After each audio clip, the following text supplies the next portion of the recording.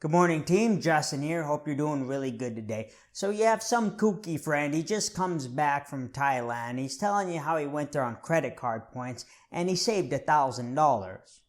I'm telling you, man, it was free. Yeah, I don't know about that. You finally take the plunge. You get the Chase Sapphire Preferred, which comes highly recommended by your buddy and his referral link. But you did your homework, and the blogs say that this is a really good travel card to start out with. You spent $4,000 on this card to get the minimum spend. This is $4,000 that you were going to spend anyways. The blogs also say that's a really important part of this whole operation too. Now you have 60,000 Chase Ultimate Reward points sitting in your account and you don't know what to do with them. This video, we're going to talk about what you can do with 60,000 Chase Ultimate Reward points. If you're new to the channel, I'm Justin and I talk about using credit cards and reward points to get the most out of life. So if that sounds good to you, really appreciate a thumbs up and you can subscribe to the channel. First thing you can do with your Ultimate Reward points is use it as a statement credit or cash back. Now Chase will give you 1 cent per point for statement credit or cash back. That means your 60,000 Ultimate Reward points is going to equal $600. Now, if you buy something like a PlayStation 5 or something that costs $500 or $600, doesn't matter what it is, you can just cash those points in and wipe that charge right off your statement. You could also do cash back and have the points deposited into your checking account as money at 1 cent per point, that's $600. So even if you cannot travel or whatever happens, you always have this option. This is always available to you and it's a super easy way to redeem your points.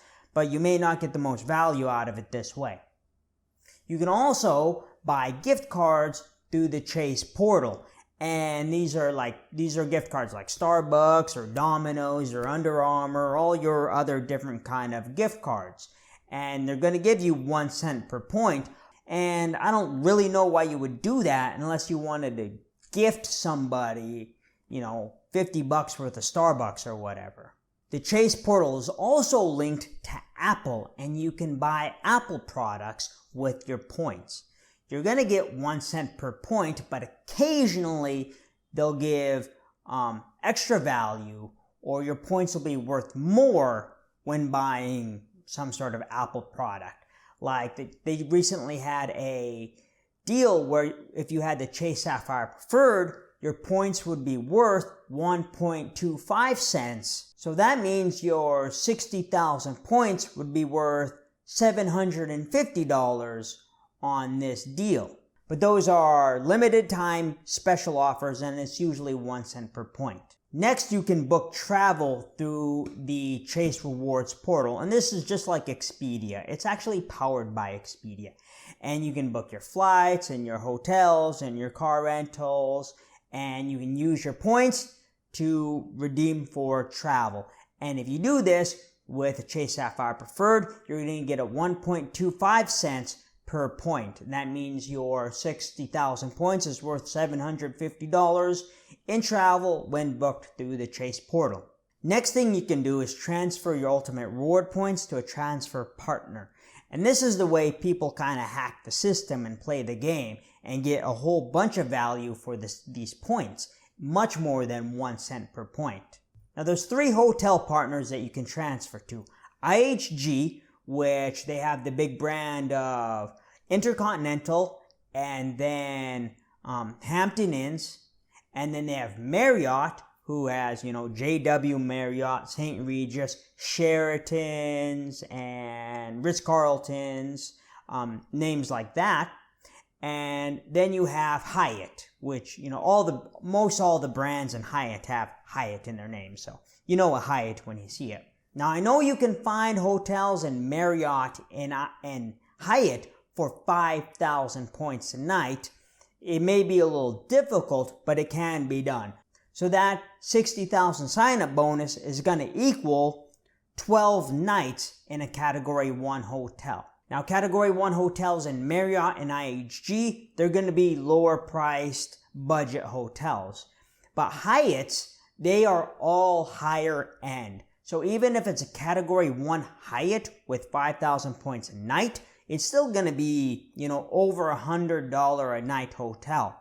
So transferring your points to Hyatt, you're going to get extra value because the hotels are much nicer and they have a lower cost in points. So you'll get some arbitrage transferring your points from Chase to Hyatt, and you'll be able to redeem them for much more in value. A lot of bloggers put about 2 cents per point on Hyatt. So just transferring from Chase to Hyatt, you double the value in your points. Now there's a whole bunch of different airlines you can transfer to. Southwest is a popular transfer partner because they have a real simple rewards program where each mile equals 1.5 cents. And you just redeem your miles for that value in travel. So 60,000 points is going to equal $900 in travel when booking with these points in Southwest. Southwest doesn't travel internationally, but it does have a reputation of a great customer service and being a very customer-friendly business model. Another popular transfer partner is United, especially in the United States. Now, United doesn't have an award chart, and they price their tickets dynamically, which means like in the holiday season, prices of the ticket are going to go up in cash and in point value. But there's still some kind of general guidelines and general ideas of how much each ticket's going to cost. So if you think about flying to Hawaii on United, generally a round trip ticket to Hawaii from the United States, from the continental United States, is going to cost about 45,000 points. United States to Europe is going to cost 30,000 each way, so your 60,000 points should get you to Europe and back. And to Asia, tickets generally cost around 35,000 to 40,000 each way. So that'll be a little more than our sign-up bonus, but we also do get points for our spend that we put on to earn the sign-up bonus. And it should be easy enough if we plan ahead to put the right purchases on our card to earn a few extra points. Now, since they are priced dynamically, prices can be higher than this, and if you're lucky, can be lower than this sometimes. So that's great. Now, if you want to get a little more complicated and advanced, you can transfer your reward points to Singapore Airlines. Then you'll have KrisFlyer points or KrisFlyer miles, and use those to book with United, and you'll get a bigger discount on those same flights using United.